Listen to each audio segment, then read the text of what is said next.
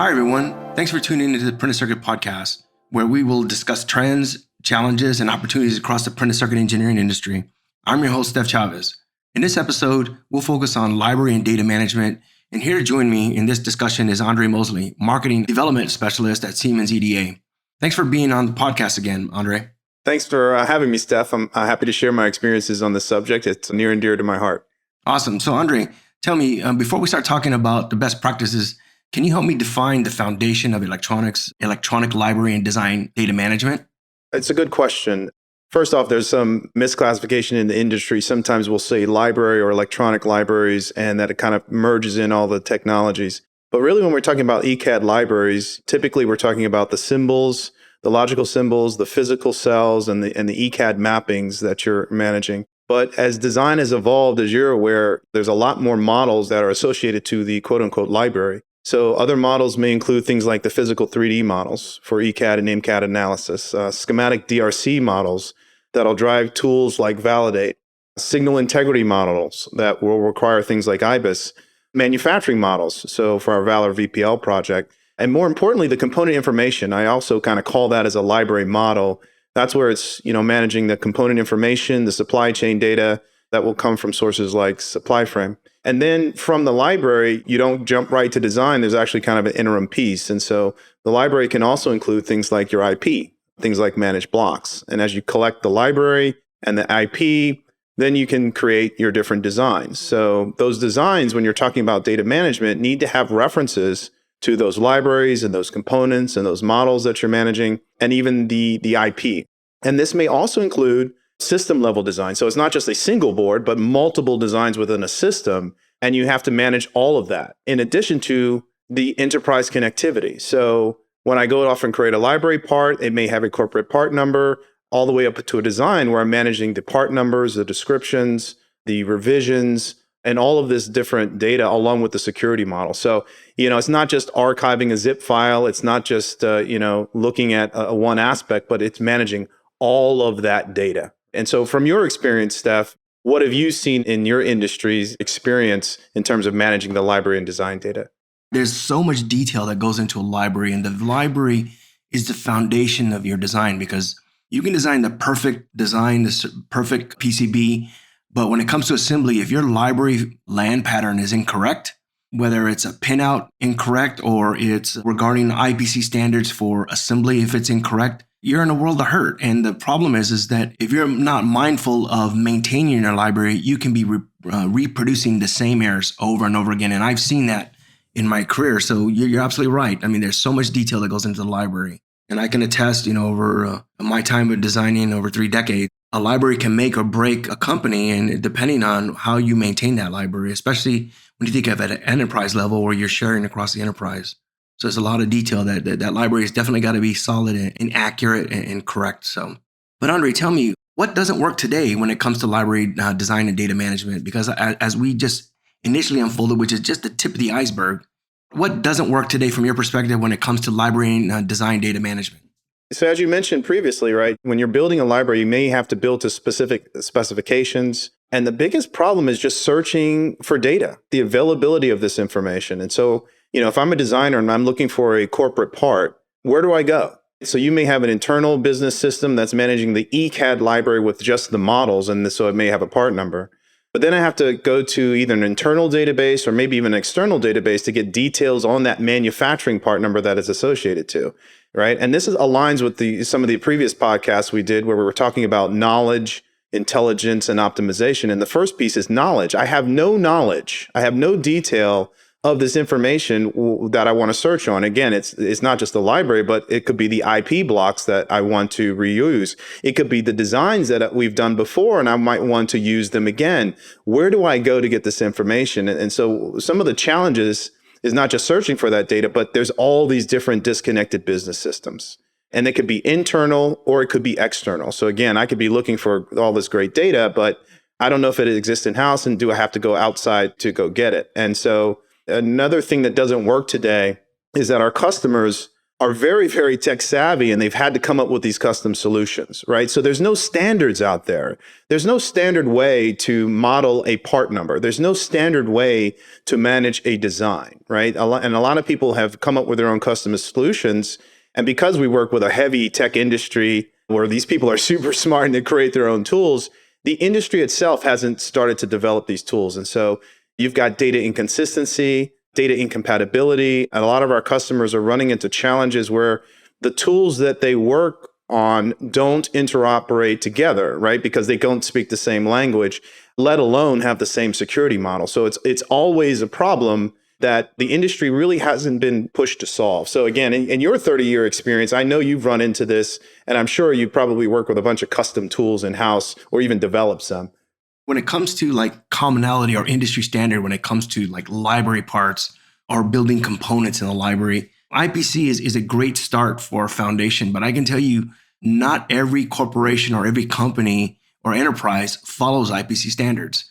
They're a guideline on how to build things, but large corporations that have been around for, at least 50 years or more, especially in Mil-Aero, they have their own lessons learned and their own way of how they do that. And depending from business unit to business unit, especially as these Mil-Aeros, when they buy other corporations and absorb them into their collective, their library patterns or land patterns may not be interchangeable because they follow this best practice for that business unit and not best practice for this other business unit. And then you would think, well, why not use, IPC, which is the common industry best practice? But like I said, lessons learned come into play, and it can be a hot mess. And I've seen it. I've seen where I've consulted, and from one cube to another cube to another cube, from different engineers doing different projects, all of them are using their own custom library. And you can't change, not even just land pattern and layout. I'm talking about like symbols that are not built on grid correctly. So you can't, it's just a nightmare to deal with. So yeah, it's definitely a hot mess when you look at it in general. Andres, when I think about this, we know what the problems can be, but what is the solution, or what is the best practice that PCB designers should implement, from your perspective? You got it. So again, it aligns with what you just said here, right? If you've got a bunch of users going off and creating their own independent libraries, you're not going to have consistency. There's no standards, there's no naming convention. And we talked about earlier, if I want to go find something, how am I going to find it if I don't know where to look for it and I don't know what it's named? And so that's the first thing, is you got to kind of develop these standards on naming conventions. And it would be good to kind of go after something like an IPC standard or even the data model. What's the classification of the parts? What are the properties that need to be on those parts? And right now, there's just so many data models out there in the industry, right? You could go to IHS and get a data model. You could go to Silicon Expert and get a data model. And of course, we offer a fantastic data model in SupplyFrame. And so that's where you need to kind of normalize that. And it's not just a customer specifically, but it's the industry. And we look at it internally here at Siemens. How can we provide you with an industry-leading data model so that you can organize your libraries and not just use them internally, but let's think about other people that want to provide resources to you. What if I wanted to go download a part from the web? If it uses a totally different data model and classification, how am I supposed to consume that? And so that's why I'm anxious, working within Siemens, we have the opportunity to build these kind of standards and naming conventions and data models and best practices and bring them to customers. And so that's one of the items. It's also, of course, the customers need to be working with a version control system that understands the granularity of the data. You know more than anyone, change is evident. It's going to happen. And so I may create an element today, but it's going to evolve over time. Maybe I made a mistake. Maybe we're adding new models. As an engineer, I need to be able to trust that data that I find, but also track all the changes so that I can know whether or not I want to incorporate that into my design. And so version compatibility is paramount. And again, along with the standards, the naming convention, the versioning, you've got metadata that needs to be, again, at that granularity of the element that you're managing. So for the library, I needed to understand what models are there, looking at the quality of that model. Was it verified? Who's used it before? And so that rolls up the chain so that I can have this wonderful digital thread and digital twin, right? The library provides me the capability of the digital twin to do the simulations, the model analysis. And the design allows me to kind of have that connectivity also through that digital thread. So when I connect from one business system to another, I can't have all of these different standards. I can't have all of these different file types. I don't want to use an ASCII BOM. Today, it's amazing to me. We use an ASCII bill of material to transmit data over to a PLM. We can put a man on the moon, but we can't make it easier to transmit data. It's kind of crazy to me. So I'm sure, Steph, you have examples of trying to connect multiple business systems and try to write your own code to get there. It's difficult. When I think of the commonality, even if you don't speak the same language, IPC is a great start. Like I said, the IPC 7351 spec, which is the generic requirements for surface mount and through hole land pattern guidelines. That's a great starting point. But I will tell you, my last 13 years in Mil-Aero, not everyone follows that. Then it becomes difficult when you're talking about reuse and how do you leverage reuse, and everyone seems to reinvent the wheel, or they use whichever is in their ecosystem. So it's tough when you think about what'll work or what might work and how do you get around it, and you end up doing a lot of workarounds. So speaking of the workarounds, walk me through how you think this might work in real life when we talk about library and data management. You hit the nail on the head. It's really tough for libraries to have a true standard because not everyone can work on that standard. But in real life, perfect should not be the enemy of good. And what I need is something to at least start with. I need quality, I need a naming convention, and something that I could potentially reuse. And so we are working on kind of normalizing some of those standards to help customers so that they can communicate and collaborate. And so at a minimum, I know I can share and be almost perfect with component data, right? So again, you look at what we're offering in the supply chain space with all of that rich metadata. If we can come up with a normalized data model, it's going to make users easier to collaborate, and right? And that's not just internally within an organization, but it's also external with their partners, because it's not, every day do I create all the library elements. I need to contract out to somebody to create that. Well, guess what? We have to have a normalized data model so that we can do that. And so that's what I know that we're working on. So in real life, we're working on that sort of thing on the supply chain to, again, foster that knowledge, that intelligence and optimization. And then you can think of, from a design perspective, instead of just archiving and throwing stuff in a zip and throwing it over the wall to another business system, we're looking at how we can collect that data, understand what's in that data set, normalize where it goes, and then also manage the optimal communication. So things like a bill of material, no longer just sending an XLS file that I then have to map up different columns. That's archaic. We need to speak the same language. A bill of material that comes from any one of our tools needs to be able to go into, let's say, a PLM like Teamcenter seamlessly. There should not be any sort of mapping. It should just understand. And so we're definitely working on that. And I think, going back to the library, because I think there's a lot of opportunity here. You can imagine I'm an organization. I create library parts and I use a specific specification. Let's just say in the future, Siemens comes up with this wonderful electronic data model that's used across the industry. And you can imagine a real world scenario where I go to search for parts and I let's say I don't find it in my local library. But based on the search criteria that I've made, because I'm using a standardized data model, I can now extend that search to the rest of the world. It could be in an internal business system, or it could even be a system like a PartQuest or SupplyFrame to say, hey, SupplyFrame, is there a part that meets these same criteria? So if I type in operational temperature, it will look for a part that actually looks for that operational temperature, but I don't have to map those different data models because I might want to call it OP temp. I want that to just happen. So then I can extend that search off into that community of models, and I could get component information from SupplyFrame. I could get 3D models, IBIS models, symbols and cells from PartQuest. And they would be based on a specification that I could then download and consume. And I would trust the quality. I would be able to manage the access and that entire environment. And again, like you said earlier, you're building the foundation, right, that everything else is built off. I can't build great designs unless I have a great library. So that is kind of a real world scenario that I see that we're really kind of working on. Because we've got, again, the resources that see different perspectives. It's not just the symbols and cells in the library. It's the component data. It's the supply chain data. It's the model data. All of that then builds that foundation on the design. So what do you see in terms of some additional ways that we can make this better? The first thing I think of with solidifying the foundation is what type of roadblocks do you tend to run into, or that we run into and that I have run into? And I would tell you, from my perspective, the biggest roadblock of setting a solid foundation is internal culture. And what I mean by that is the mindset of legacy team members that have been around for 20, 30, 40 years, and many in Mil-Aero, it's like 40 years. Yeah, I was going to say, you're in Mil-Aero, so that's 30, 40 years. They tend to have a mindset that they have been doing successfully for the last 30 to 40 years. And the initial response is, well, it's working fine. There's no need to change.